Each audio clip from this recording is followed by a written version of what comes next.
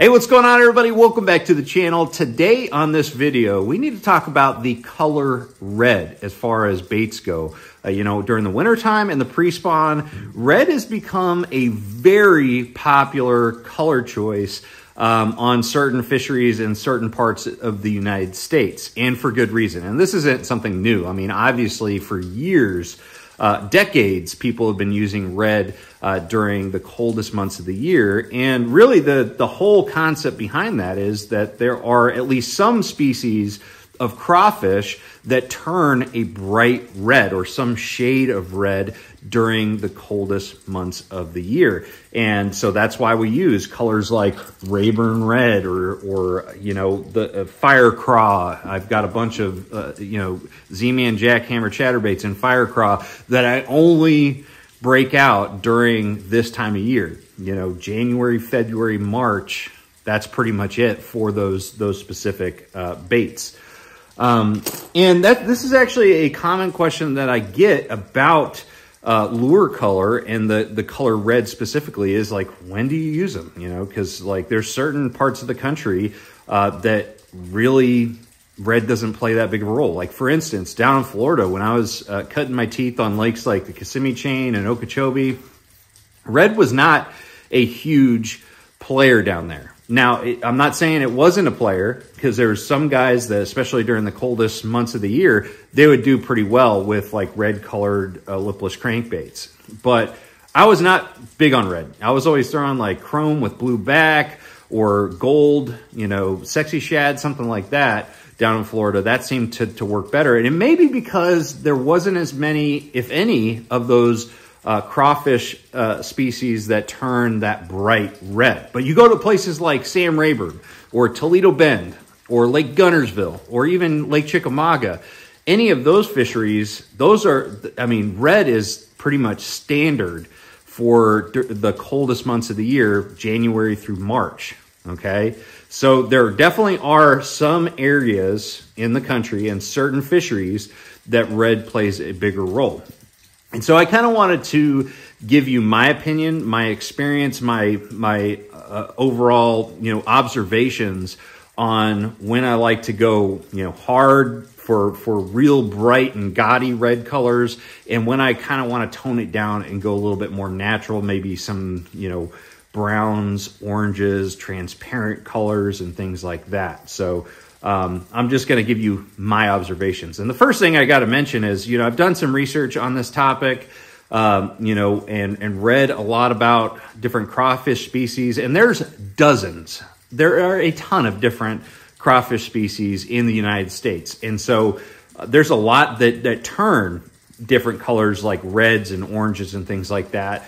And really the most common thing that I've noticed, doing research on it, and this is actually something that I learned by reading, and it really made a lot of sense, is that the shallowest or even the moderate depth fisheries around the country that have a lot of grass, specifically hydrilla, tend to have those crawfish species that turn a brighter red. And I read an article that was essentially just stating that the red coloration actually comes from the crawfish eating the vegetation. Now, again, I'm not the expert. I'm just kind of relaying the information that I read, but that made a lot of sense, because if you do look at fisheries like Sam Rayburn or Toledo Bend or, Lake Fork or Gunnersville, Chickamauga, Pickwick, any of those fisheries that have a lot of hydrilla or some other type of vegetation, those tend to be the ones where a real bright red,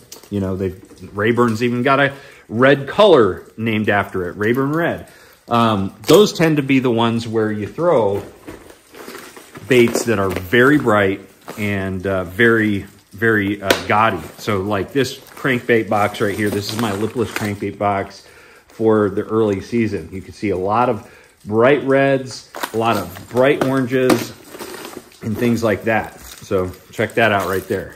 All right. So when I go to a fishery that has a lot of grass, generally I'm reaching for some of these brighter red colors first. However, you know, a lot of the fisheries that we run into and fish around the country maybe are deeper, clearer, or maybe leave, you know, water clarity out of it, but they're deeper and they got more rock. And maybe some of them don't even have any vegetation at all that you can find. In those situations, those are the type of fisheries that I really like to still kind of, you know, incorporate reds and oranges and things into my you know, color selection, but I tend to kind of lean on more natural hues with it. So kind of an extreme example, and then we'll kind of go into some more you know, realistic examples. So this color right here from Rapala, and I'm going to put all of the different baits that I use, you know, in the red coloration in the description below, so you can use those Tackle Warehouse links to purchase any of those different baits that I like to use. And I'm going to put my favorite colors for each brand in the description too. So just check that out if you're looking to buy any red colored crankbaits. But this one right here, DT6, honestly, I forget the exact name of this, but I will put it in the description below. But this, you can see it's got a green back, so very natural green back, and then it's got that bright orange. So if I don't really know if the fish are reacting to a bright orange, I'll try to incorporate some other green or brown into the color selection to kind of be able to cover both bases. But a lot of times, if I'm fishing a lake that, man, I know that it's you know, it's got tons of crawfish in it, but I've never seen like a red colored crawfish. Like you go up to a place like Norris Lake or Cherokee or Dale Hollow, there's a lot of rock, not a lot of grass. Dale Hollow has some grass, and I'm sure all the ones that I mentioned have some grass, but in general, it's a rock fishery, right? This type of color right here, where you definitely have incorporated red, it's got like a green top, maybe a little bit of yellow on the bottom or orange, but it's kind of more transparent, more subdued. This is the type of thing that I reach for more often than not. And then, you know, if I feel like, man, there's just red isn't that big of a player, I might go for more of a brown or something like that, something that generally will match the crawfish that I'm used to seeing in a fishery. So in another good example of, like, you know, this time of year using something that's more of a you know, brown and green and maybe a little bit of red is like the White River chain of lakes in Arkansas and Missouri, like Table Rock, Bull Shoals, you know, Beaver Lake. Those fisheries, red is not that big of a player. You know, some guys that fish those type of lakes may not agree with me, and rightly so. They have more experience out there.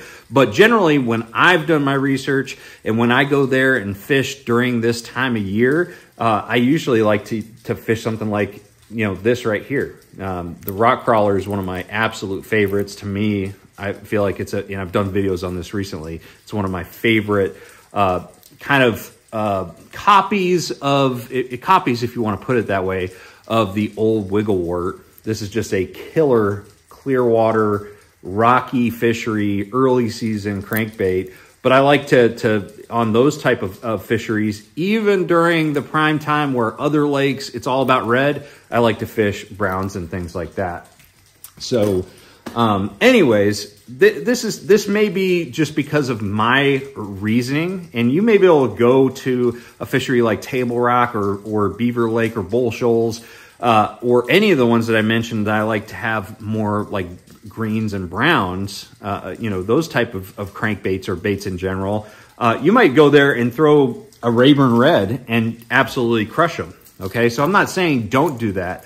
But in general, if you're trying to figure out when to throw red and when not to, it's been my experience that if you're fishing a shallow, grassy fishery, that's when brighter reds play a bigger role. And then as you get into more deep, clear, rocky fisheries that don't have hardly any grass at all, that's when you start incorporating some more earthy tones, greens and browns and things like that. So just my opinion. Again, if you guys are interested in any of the bait choices that I prefer in you know, the crawfish patterns this time of year, check out the description below. You can use those Tackle Warehouse links, and that's a great way to support the channel, by the way. So anyways, guys, thank you so much for watching. If you have any questions about this topic, drop a comment below. And if you want me to cover another topic in a future video, make sure you drop that in the comment section too. Thank you so much for watching. Make sure you like, share, subscribe. I'm going to see you out on the water. Trust the process.